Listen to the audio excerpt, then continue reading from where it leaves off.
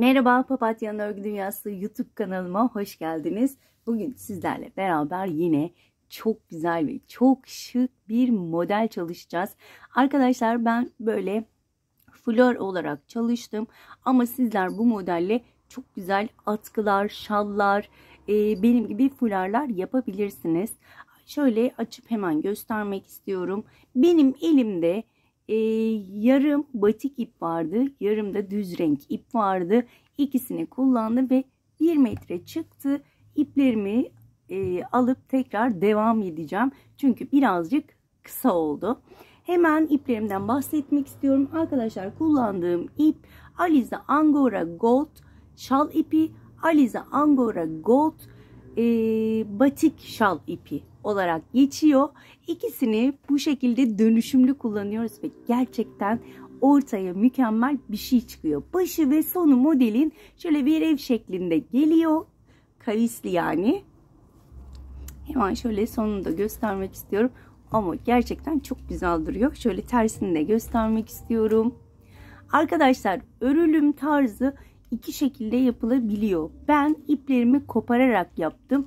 Eğer ip koparmak istemiyorsanız o şekilde de ben göstereceğim. İki şekilde de göstereceğim. İsterseniz ip kopararak yaparsınız. İsterseniz de koparmadan yapabilirsiniz. İp koparmadan yanları bu kadar düzgün ve güzel olmuyor bence. Yine de size kalmış. Evet arkadaşlar, isterseniz hemen bu güzel modelin yapımına geçelim. Geçmeden önce de minik hatırlatmamı yapmak istiyorum. Biliyorsunuz ki kanalım tamamen ücretsiz. Kanalıma tamamen ücretsiz abone olup abone ol butonunun yanındaki zili aktif hale getirirseniz bundan sonraki yükleyeceğim videolardan haberdar olabilirsiniz. Bir de arkadaşlar bu videoyu beğenmeden lütfen geçmeyin. Bu videoların devamlılığı için biliyorsunuz ki beğeni çok önemli. Evet, isterseniz hemen bu güzel modelin yapımına geçelim. Evet arkadaşlar, tığ numaramı vermeyi unuttum. 2 milimlik tığ ile ördüm arkadaşlar fularımı. Şimdi ise süperlena ile göstereceğim. Neden süperlena ile gösteriyorum? Kurulum sırasında belki şaşırabilirsiniz. Tam olarak nerelere battığımı göstermek için şöyle kalın bir ip tercih ettim. Ve 2,50 milimlik tığ ile öreceğim. Şimdi ipime bir düğüm atıyorum. 5 tane zincir çekiyorum. 1, 2, 3, 4 ve 5. 5. zincirden tırnağımla tuttum. 4 tane zincir çekiyorum. 1, 2, 3, 4. Tığın başını 2 kez doladım. Ve tırnağımla tuttuğum zincire batıyorum. Önce 1, sonra 2, 2, 2 şeklinde dörtlü trabzan yapıyorum. 2 kez doladım. Dörtlü trabzan. Toplamda 6 tane trabzanım olması gerekiyor.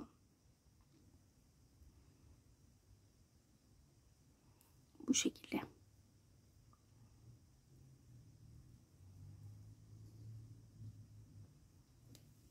Eğer tığın başını 2 kez dolamak zor geliyorsa bir kez dolayıp bakın şu şekilde önce 1, sonra 2, sonra 1, sonra 2 şeklinde yapabilirsiniz. Ben tığın başını 2 kez doluyorum. Önce 1, sonra 2, 2 ve 2. Arkadaşlar bu kurulum sırası sadece kurulumda bu şekilde. Diğer sıralarda farklı olacak. Şimdi burada 1, 2, 3, 4, 5 tane zincir çektim. Tığın başını 2 kez doluyorum. Ve bakın şöyle ilk çektiğim zincire şöyle 2 ilmek tığıma gelecek şekilde battım.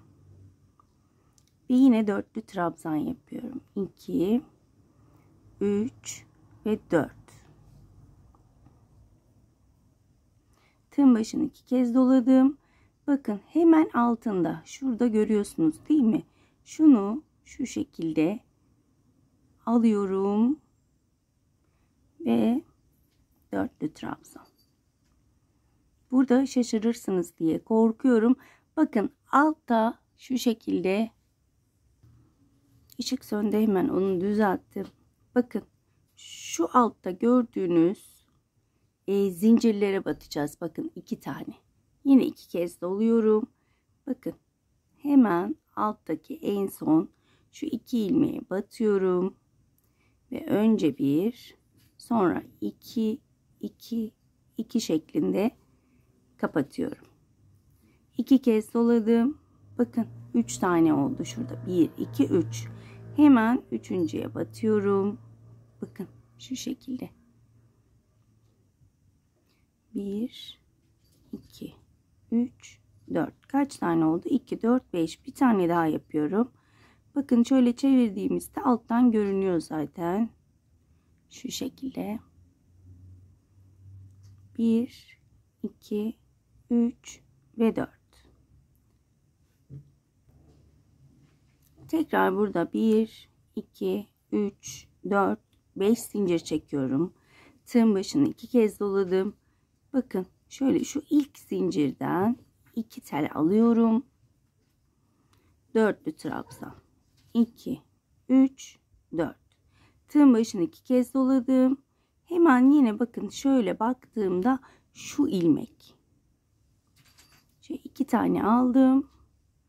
1 2 3 4.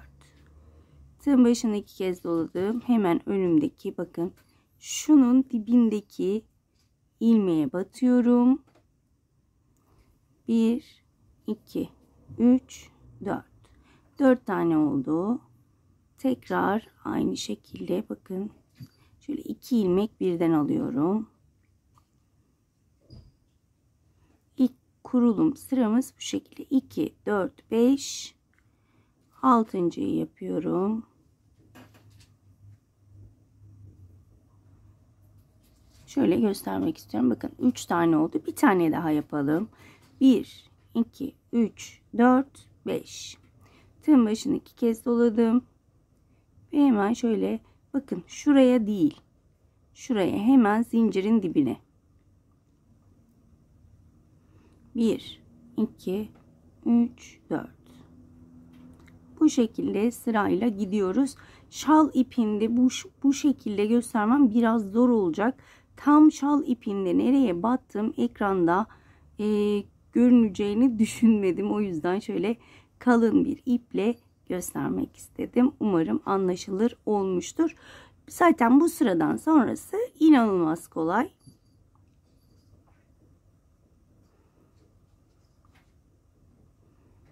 Evet. Şöyle 4 tane oldu. 5 ve 6. Evet. Bu şekilde. Hemen şimdi diğer rengime geçiyorum. Hemen şöyle bu ilmeğimi uzattım. Öncelikle size ipimizi koparmadan göstereceğim. Şu şekilde ilk zincirin tepesine batırdım. Burada 1 2 3 4 zincir çektim. Bu benim ilk trabzanım oluyor. 5 tane daha yapacağım. 2 kez doladım. İkinci trabzan tepesine battım. Dörtlü bir trabzan. Böyle tek tek batarak yine burada 6 tane dörtlü trabzan yapacağım. 3 4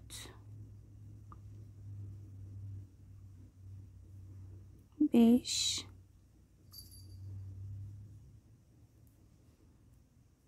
ve 6.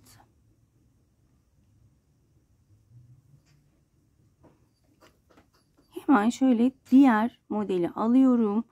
İlk çektiğim zincirin tam tepe noktasına batırıyorum. Kaydırma yöntemiyle birleştiriyorum. Burada 1 2 3 4 zincir çektim ve yine yan yana dörtlü trabzan yapıyorum, 6 tane.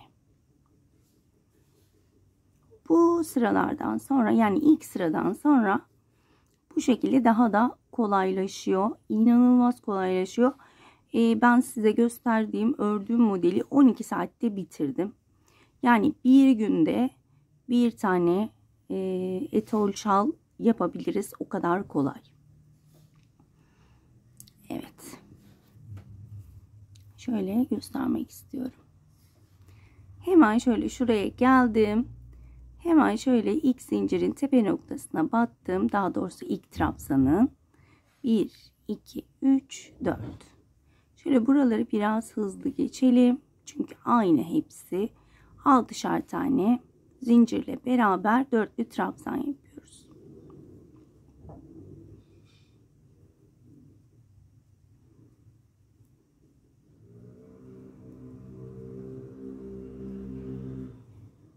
Hemen önümdeki modelin ilk trabzan tepesine battım. Kaydırmayla kapattım. Şöyle de göstermek istiyorum. Süper lenayla da güzel oldu bence. Evet. Şöyle yine sonunda da 6 tane ikili trabzanımı yapıyorum.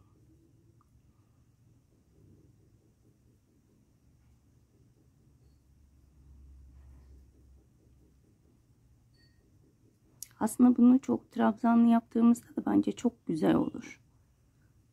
Uzun uzun. Evet. Bakın bu sırayı bu şekilde bitirdim. Şimdi şöyle ilmeğimi uzatayım. Şöyle çeviriyorum. Hemen diğer rengimi aldım. Diğer rengime geçeceğim. Bakın burada şöyle 1, 2, 3, 4 zincir çekerek yukarıya uzandım. İlk trabzanın tepesine batıyorum. Kaydırmayla oraya geliyorum. 1, 2, 3, 4 zincir çektim. Tığın başını tekrar 2 kez dolayıp burada 5 tane dörtlü trabzan. 2, 3, 4 ve 5. Bakın 5 tane dörtlü trabzanımı yaptım. 6. şimdi aşağıya indiğimiz için zincirle inmek zorundayım. 1, 2, 3, 4 zincir çektim ve en son trabzanın tepesine batırıyorum ve kaydırmayla kapatıyorum. Bu şekilde 6.'yı yapmış oldum. Tekrar 2 kez doladım ve tekrar bu şekilde devam edeceğim.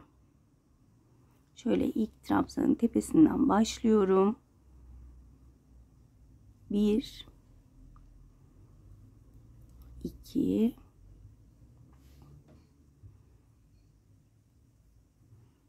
3, 4, 5,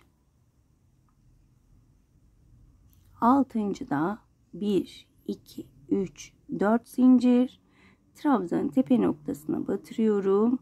Kaydırmayla sabitliyorum ve 6. trabzanımı da yapmış oluyorum.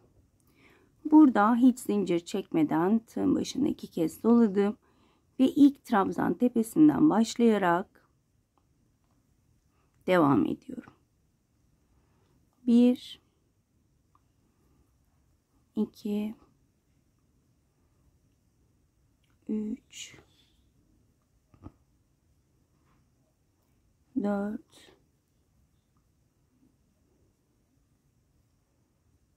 ve 5. 1, 2, 3, 4. İlk trabzanın tepe noktasına batırdım. Kaydırma yaptım. Ve sonuncuya geliyorum. Sonuncuda da aynı şekilde devam ediyorum. 2,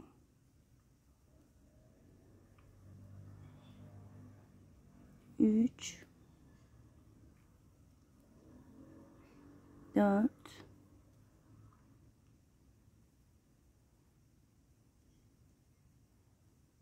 1, 2, 3, 4 ve bu şekilde kapatıyorum. hemen önünü çevirdim. Bakın. Bu şekilde. Yani bu şekilde şuradan ördüğümüzde bakın şöyle birleştirerek görüyoruz. Arkadan ördüğümüzde ise zincirle aşağıya iniyoruz. Yani 2 sıradan oluşuyor model. Hemen koparmalı şekilde göstermek istiyorum. Şöyle şuradan hemen bir zincir çekip koparıyorum. Eğer ipi kopararak yaparsak şöyle şunu da keselim. Şimdi bir önden bir arkadan ördüğümüz için bir sıra ön bir sıra arka oluyor. Ama sürekli kopararak yaptığımızda hep önden çalışmış oluyoruz. Arkası arka oluyor, önü ön oluyor. Ben daha çok beğendim. İp saklamaya gelince ip saklaması inanılmaz kolay. Şimdi göstereceğim. Bir de sadece önden çalıştığımızda arkadaşlar geriye dönmediğimiz için hep buradan başladığımız için her sıra aynı yönde örüyoruz. Yani o zincirli bölümü örmüyoruz. Şöyle ip koparıp yaptığımızda sadece bu bölümü yapıyoruz. Tamamen size kalmış. Şöyle hemen ipimi ilk trabzana bağlıyorum. 1, 2, 3, 4. Bakın ip saklama yöntemim. Hemen şu şekilde arkadan bağlıyorum. Ve trabzanlarımı yapıyorum. Yani ipi koparırsak sadece bu sırayı yapıyoruz. Dönüş olmadığı için her ipi kopardığımızda bu sıradan başladığımız için sadece bu şekilde devam ediyoruz. Ama yok ben ipi koparamam. Yanlarda da o görüntü benim için önemli değil diyorsanız az önce gösterdiğim gibi bir önden bir arkadan çalışabilirsiniz. Bakın ip kayboldu. Ördüğümüz için. Beraber ördüğümüz için. Şöyle hemen gösteriyorum. Bakın şurada ufak bir kalıntı oldu. Hemen onu da kesiyorum ve ip kalıntısı gördüğünüz gibi yok. Hemen şöyle ilk trabzana bağlıyorum. 1, 2, 3, 4 zincir çekiyorum. Ve yine yan yana 6 tane dörtlü trabzan yapıyorum. Umarım anlatabilmişimdir.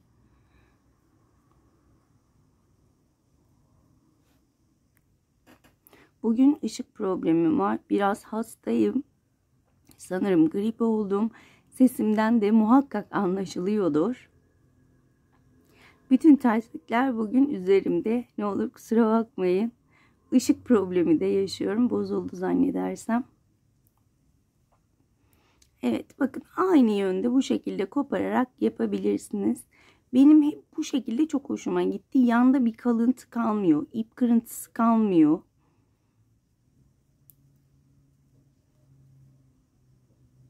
Biliyorsunuz ki ben ördükten sonra örgünün çok düzgün olmasını istiyorum.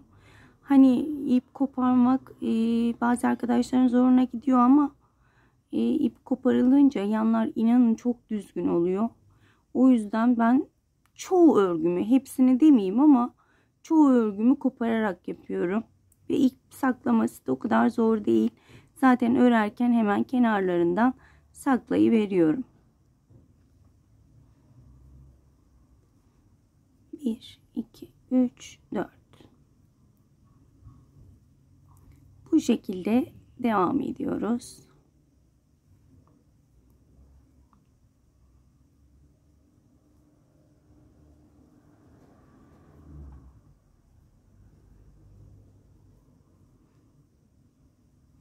Evet. Burada zincir çekmiyoruz. Normal 6 tane 4'lü trabzanımı yapıp bitiriyorum. Ve az önce dediğim gibi yine şuradan başlayıp yine aynı şekilde devam ediyoruz. İp kırmadığımızda da hemen 4 zincirle yükseliyorum.